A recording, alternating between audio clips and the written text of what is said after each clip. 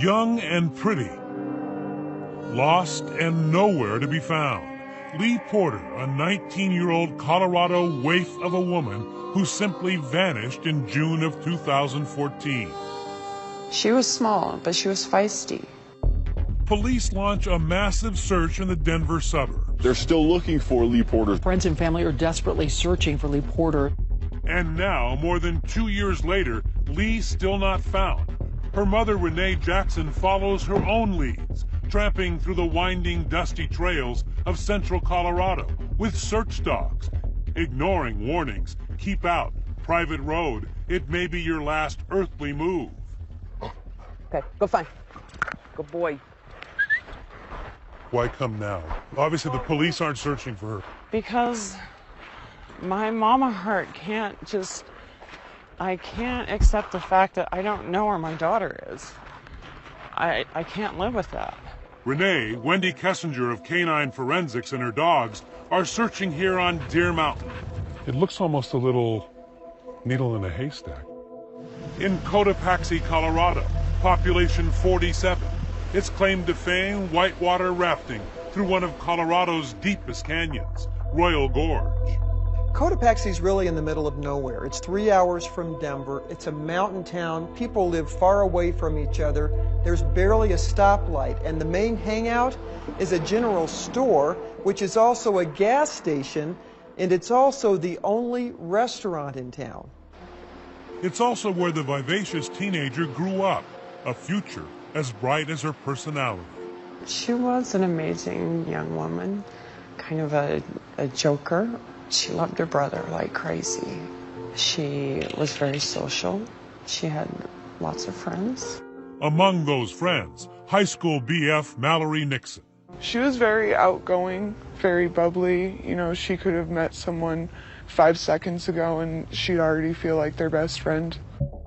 At Cotopaxi High, Lee is an average student, more interested in the social scene than academics, hanging with the art crowd, deep into electronic music and concerts in faraway Denver. A small-town girl anxious to record her every move on her camera phone. She was kind of a selfie hound, which I used to make fun of her. Like, get that phone out of your face. But I'm glad she took as many as she did, for sure. Because now, it's all Mom has, memories. And as Lee moved away from the slow pace of Cotopaxi, the memories began to turn dark. A good girl, alone, now a 2-hour drive from family, quickly slipping into a world full of temptation and danger. Secretly dropping out of class here at Trinidad State College, and then moving in with an older man. I don't understand it. I don't understand what made her go to this person who is much older, and, you know, it's kind of bad news, so. He's 38. She's not out of her teens. Jessie Mine, a tattoo artist who Mallory Nixon says has a taste for tender young women and hard drugs. She wasn't involved in drugs at all before she met him?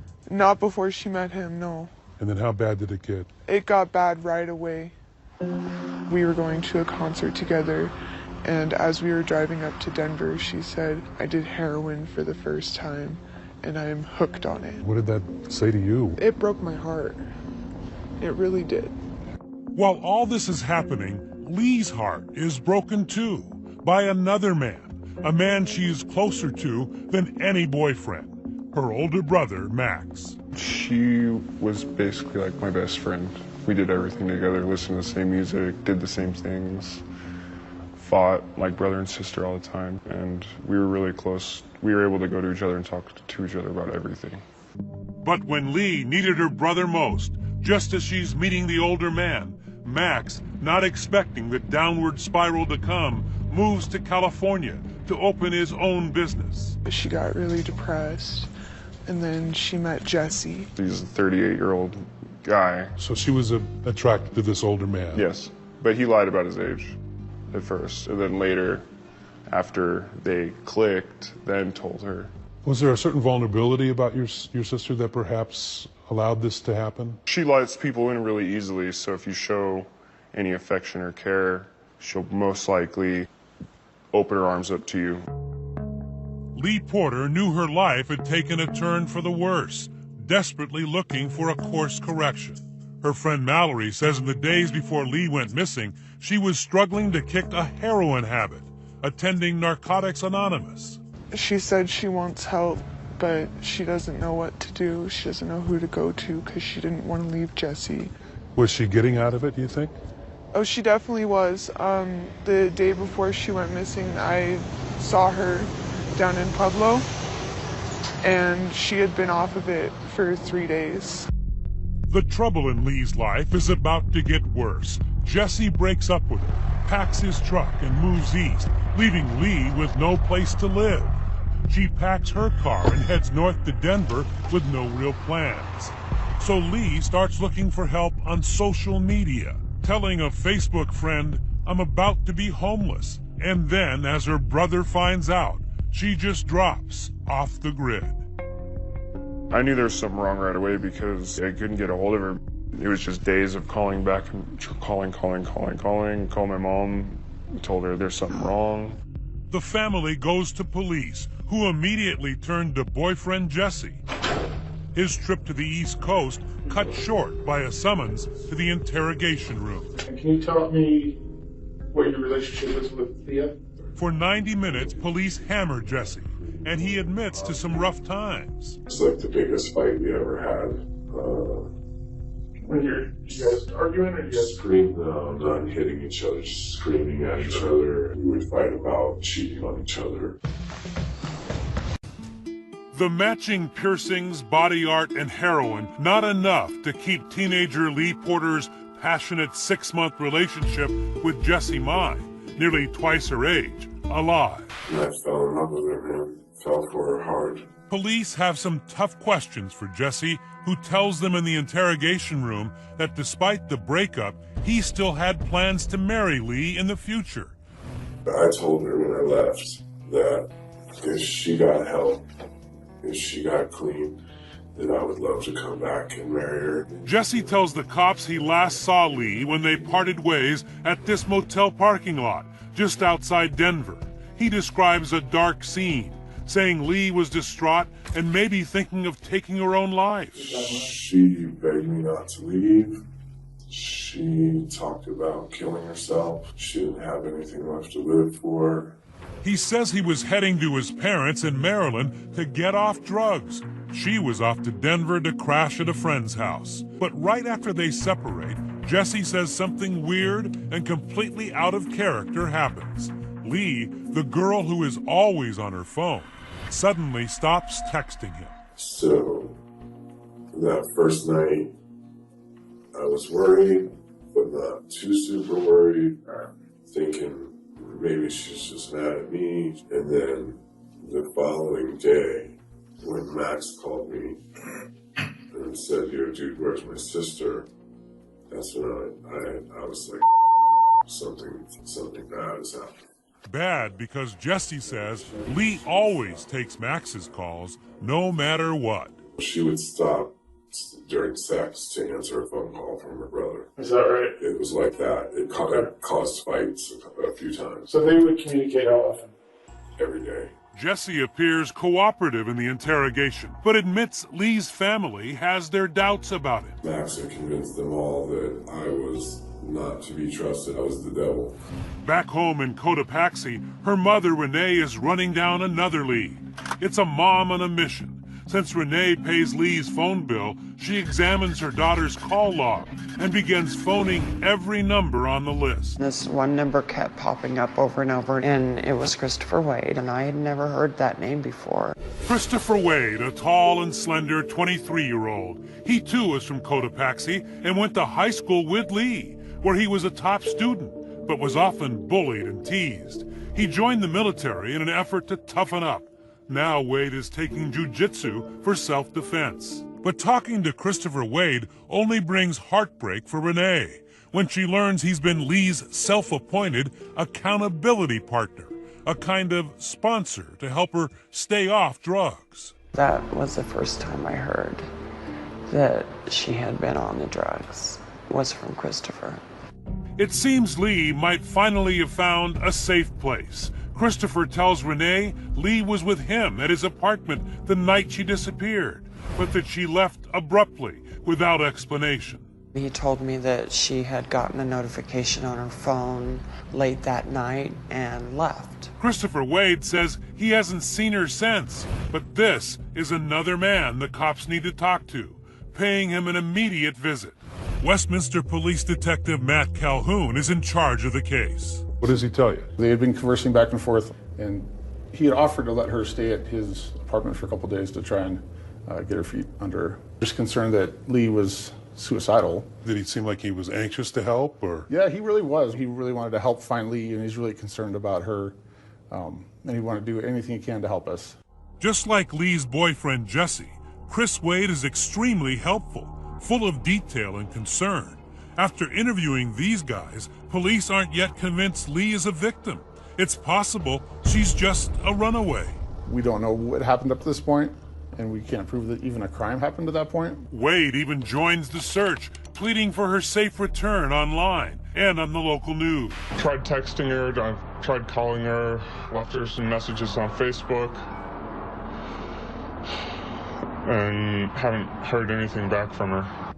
Lee's family is busy too, plastering missing posters all over the Centennial State. Now desperate, they turn to the public to plead for Lee's return. I don't want anybody to hurt her. I just want her to home safe. She's just a little tiny little thing. If she's out there somewhere, to please come home to us. We need her. Everybody needs her.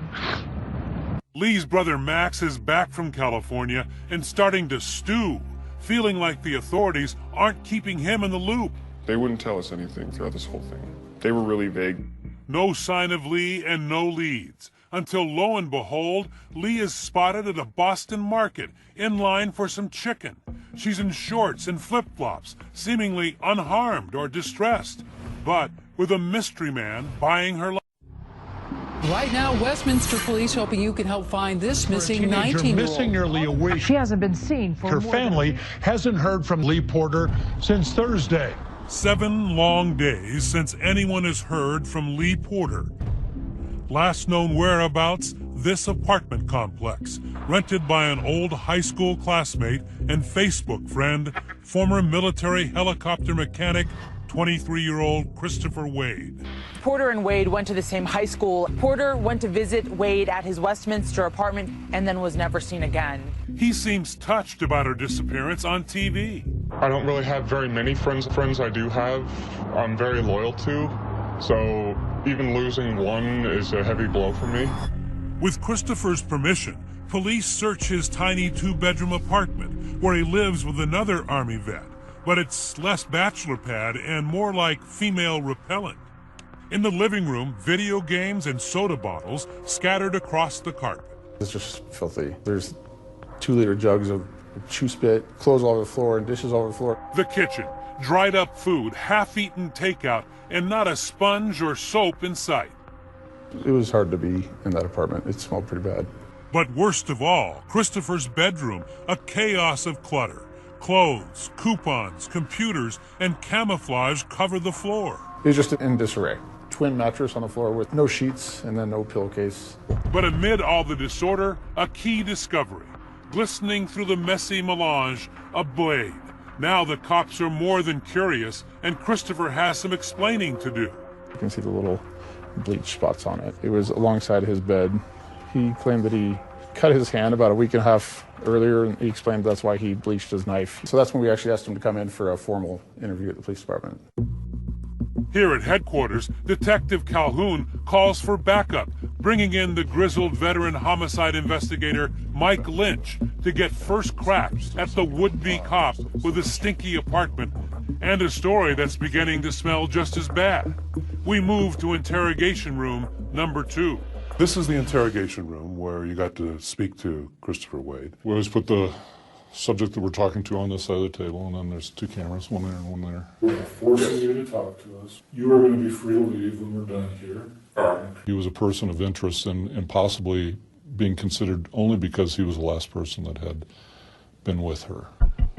Christopher describes his background in detail. He was raised in a deeply religious household, but he has a pagan obsession, proudly showing police the tarot cards he carries around, even bragging that he did a very revealing reading for Lee.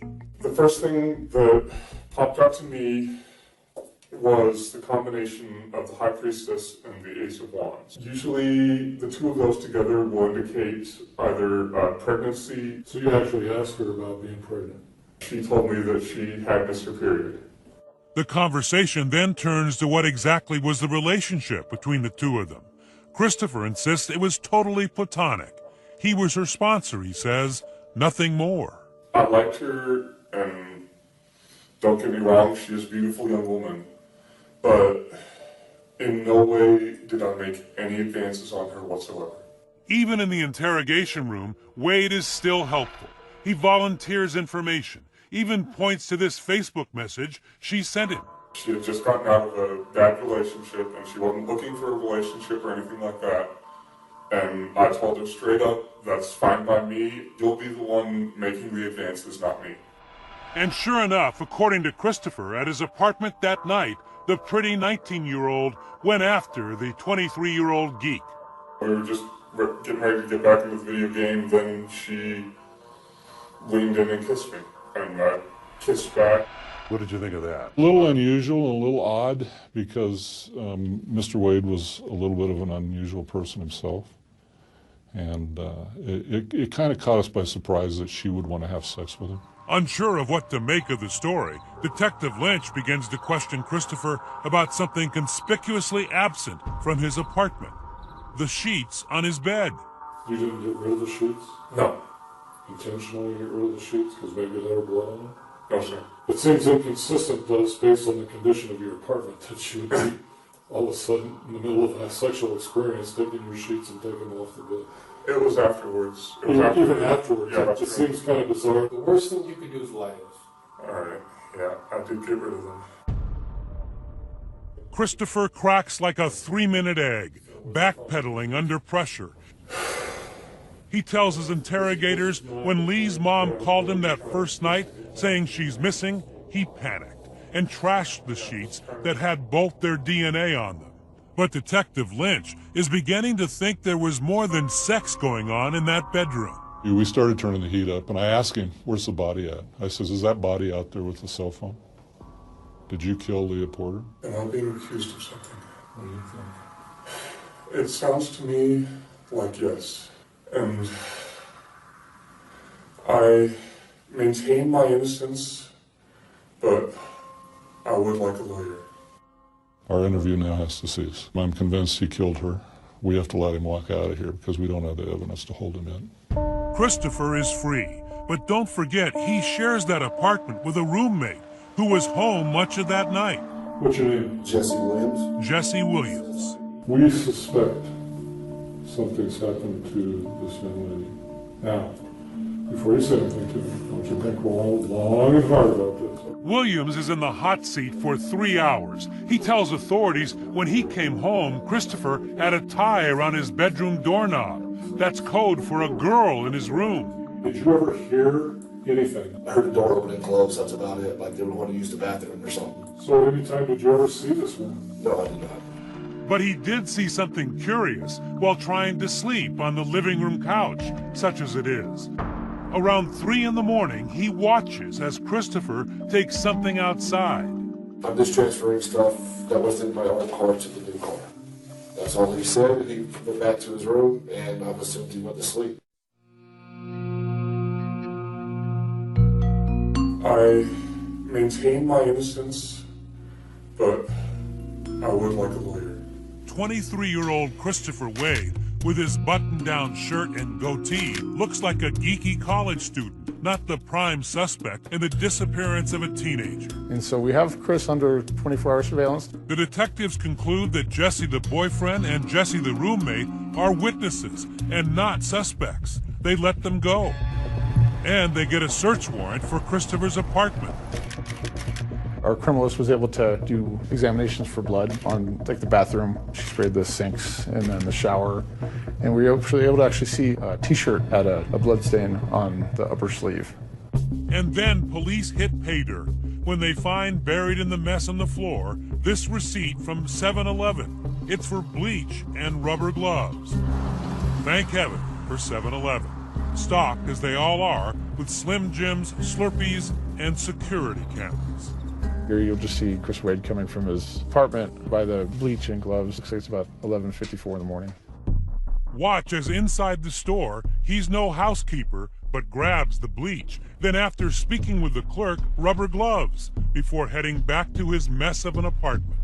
The evidence is mounting. Police match Christopher's picture with the man in the Boston Market video. Now police are watching his every move, and they see Christopher meet with someone new. He was still under surveillance, so we had detectives watching him and watching this whole thing go down. It's Lee's brother, Max, unable to wait for police to go through the legal process.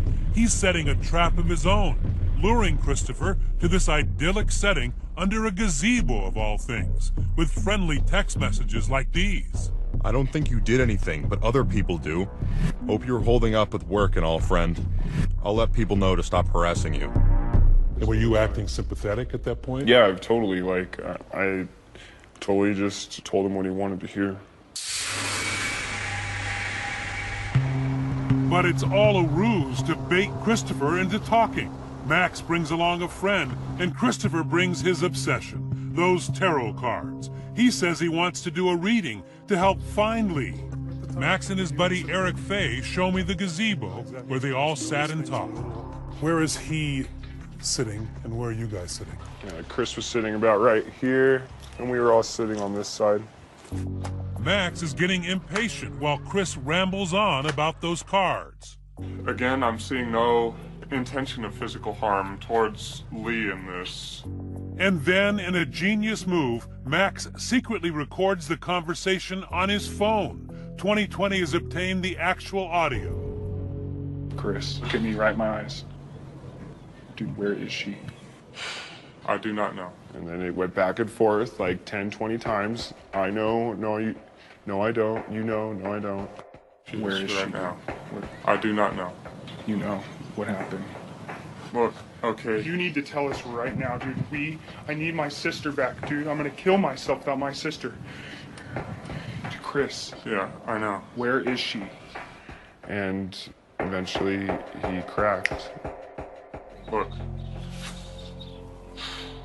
You have every right to be angry with me. You know if she's alive or if she's dead. You know. I do. Christopher, for the first time, admits right here, far from the windowless interrogation room, under the lattice of a gazebo in front of Lee's brother, that he killed the teenager in trouble, claiming he did it in defense, self-defense. They went out to eat, she came back, they had sex, then she wanted drugs, so she took his knife and tried to stab him for drug money. Here are Christopher's own words. I turned, grabbed her, then stepped forward and twisted her around so that her body was in between me and the knife. Then I placed my hand at her throat. I didn't start squeezing until after she kept going. I told her, How the long knife, did you please. squeeze her throat? Until what happened? I thought that her muscles would relax when she went unconscious, and that I could gradually move the knife away and let her go and let her regain consciousness, but that didn't happen. What are you thinking as this is going on? I flipped out, I freaked out. She wouldn't try to stab you, dude. She would never try to do that. Lying sack. I know you won't believe me, but I will be turning myself in to the police. I will tell them. No, you're going to jail right now. You're going to prison right now. Where do you think you're going, man? Christopher is not going far, unless he has a paddle. The gazebo is surrounded by water. He wants to leave and turn himself into the cops the next day. Max, just hearing a horrific first-hand account of his sister's murder, would have none of that. You think I'm just going to let you walk away and drive away? You killed my sister. No, let me quit. Give me away from. That last sound you heard? That was Max pouncing on Wade and delivering a little brotherly love in the form of a fistful of personal punishment. And I made sure that Max got at least one good shot in on his face before I grabbed him and pulled him off. I wanted to jump over this bench and go at him myself, definitely. But I wanted him to rot more than that. You wanted him in prison? I want him to suffer in there. An amazing scenario that I've never seen in 25 years of being a prosecutor, where a family member confronts a suspect and essentially gets a confession out of the suspect. That's just the beginning. When Max and Eric call 911, they make him repeat the story on tape for a second time, the killer doing the talking. This is something you don't hear every day. 911. Yes, I'd like to confess to a murder. Okay. What happened? The case is for the disappearance of Lee Porter. But surprise, there's no need to summon the authorities. They've been watching the whole time. Detective Matt Calhoun is back at headquarters. And we hear from the surveillance units that Max had just punched Chris in the face. As the cops come out of the bushes, Max is still making calls, this time to his mother. He was hysterical, and he told me that Lee was dead. And that Christopher admitted to killing her. I actually almost wrecked on the freeway. This is her 911 call, a mother in hysterics. Westminster 911, where's your emergency? Oh my God! Ma'am, can you take a deep breath? What's your name? Oh my God! My baby, my little baby! Christopher Wade just admitted he killed her! Did you think at all how amazing it was that your son and other friends were able to get him to say he did it? They cracked the case. They did. Doubt. That's how you get away with murder. Every week, Viola Davis teaches the secrets of crime on how to get away with murder. While in suburban Denver, this real professor hits the chalkboard teaching criminology to would-be police. We teach everything from interview interrogation, report writing, crime scene management, forensics, you name it. So how does that help if someone doesn't want to do good, but they want to do bad? If you want to learn how to clean up a crime scene, some of the challenges police have in making sure that all the evidence is acquired, these are things they're learning. And guess who was in the front row, acing the class? Christopher Wade. He had some amazing analytical skills and was sharp as a tack. Book smart, but oddly unable to connect, especially, Wells says, with half the population. He was challenged when it came to even speaking and finishing a sentence with a young lady. Still, Wells says he was a gifted but awkward student, top of the criminal justice class honor roll at Little Everest College, dreaming of solving tough cases like the one he is headlining now. Police arrested their neighbor, Christopher Wade, for the murder of Lee Porter. Back in the interrogation room, a quick frisk and a jab from the real cops about Wade's lifelong dream to be on the other side of the law. I investigated, you don't know, right? You didn't miss anything. Sitting down with his lawyer and the cops he wanted to be like, Wade tells them his story of a struggle. I asked her to stop struggling. A knife and Lee's death. I was the only witness, as well as the person that not murdered her, but was responsible for her death. But what he did afterwards convinces police this was no accident. Wade didn't call 911. Instead, he took steps to hide Lee and the crime that caused her death. I reclothed her, and I placed her on the bed, and then I took a duffel bag from my closet. Wade forced the 98-pound Lee into the duffel, covered her with trash bags, her legs dangling as he disrespected her for a final time. I took her out to the dumpster and I put her inside it.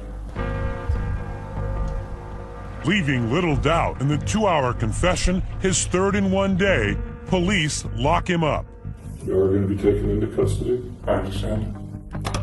And then they moved to the search for Lee's body, critical under Colorado law for a first-degree murder charge. District Attorney Dave Young. Without the body, we can't put together what happened in that apartment. Police are sent out to track the only clue they have. Wade says he put her in a dumpster next to his apartment.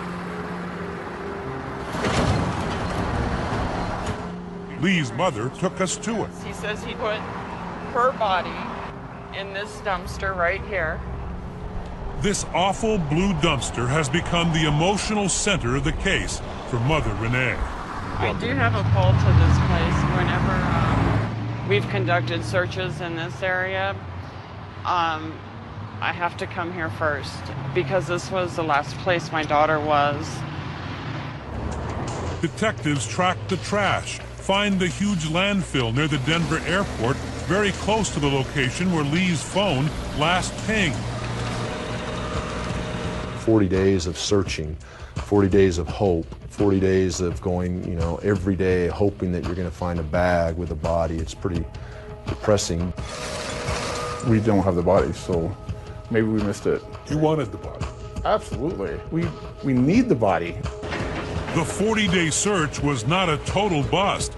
Evidence, strong evidence, was found 3 weeks in. Day 19 of this search was probably the most important day. One of our officers ends up finding a single purple pillowcase. Inside, Lee's cell phone, now smashed by the compactors at the dump, her wallet and ID, and the clothes she was wearing. Evidence now with Renee Jackson. She had it all dry cleaned and put in a box. This is her bag. This was actually one of the things I bought her for her last Christmas. This must be difficult. It's very difficult. It's very difficult. It's the last thing that I have of my daughter right now until I find her. Frustrated and not anxious to take the case to the jury without Lee's body, the prosecution tries a long shot, offering Wade a plea deal. Second-degree murder in return for that critical piece of information. Where is Lee's body? I called the defense attorney at least 2 or 3 different times saying, I want to know where that body is. If he didn't put the body in the dumpster, we need to know now. But after the paperwork is signed, Wade simply repeats what he said during interrogation, leaving tough questions for the prosecutor. Why is the deal still good?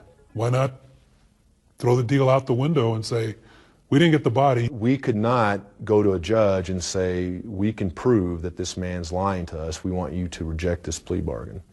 There's no way we can prove that. It's a deal Renee Jackson never liked. She rejects that this could have been an accident and thinks Wade had been fantasizing about raping and killing a young woman for years. I always keep these are original charges. To me, those were still the charges. She has been discarded somewhere, and I feel that way because I know his history. A history confirmed in the police reports. Listen to what Wade's own mother told police during their investigation. She actually admits Wade told her he had planned a murder before. She said that he went out one night to some girl's trailer with the intention of kidnapping her. Wade's military records indicate it's fantasies like this that got him discharged from the Army. They thought that he was going to go cause the death of a girl. So people knew in advance and yeah, I mean, they just dropped the ball all over the place. And then my daughter was his. Freshly barbered and shaved, prisoner number 170598, Christopher Wade. Sentenced to 5 decades in state prison, release date 2062. Time served here, 11 months. He's at the Sterling Correctional Facility. It's a serious prison. It's so secure that we can't even bring our camera in. But we can bring a tape recorder, and you'll get to hear his story. We are granted 3 hours with Wade, who has grown his hair and beard while in custody. He got right to the point. It was June 2nd of 2014. Over and over, Wade stuck to his story that the 98-pound Lee attacked him with a knife he kept by the bed. You could easily either take the knife away from her, throw her to the bed and run, do anything short of killing her. And I will admit that that is what I should have done. Wade agrees his story may not make sense and admits to one glaring inconsistency. Remember the 911 call from the park where he confesses for the second time? He does not call it an accident then. 911. Yes, I'd like to confess to a murder. You knew the difference between saying I killed her and I murdered her. Yes. Your first words in 911 are, I murdered somebody. Yeah. Wade says he didn't want to inflame Lee's brother, who had just punched him, by calling her death accidental. But why did he confess at all? Wade says it was all in the tarot cards. The cards were saying to me that my guilt over that would destroy me unless I let it out. And he says those cards also told him to kill himself. He never told police this or Max, but his plan, he says, was suicide. The reason that I didn't commit suicide was that Lee's spirit came to me and told me not to. But even with all that guilt and his year in prison, he's of no help in finding Lee's body. I told the police what I did with her body, which was to throw it in the dumpster. She doesn't deserve to be just tossed away like a piece of trash. Like, she doesn't. Wade denies studying criminology to commit the perfect murder, but says it did help him a bit in the interrogation room. I kind of knew what to expect in their line of questioning. His favorite professor at the storefront college, Robert Wells, isn't buying it. His efforts to clean and purge the crime scene, those are things he could have learned right there in my class. This hits you hard that he may have learned something in your class. How could it not? For 2 years, Renee Jackson has not given up the search. She's still out there with little help, looking for her lost Lee. Just 98 pounds in life, but now a heavy weight on her heart and soul. I look forward to the day that I get to meet my daughter. But in the meantime, I'm going to try and find her. That mother still grieving, still searching, and our question for you at home tonight, could you have done what that heroic brother did, playing it so low-key while trying to get the killer's confession on a cell phone recording? Let us know on Facebook or Twitter. Use the hashtag ABC2020. Thank you so much for watching tonight. I'm Elizabeth Vargas. And I'm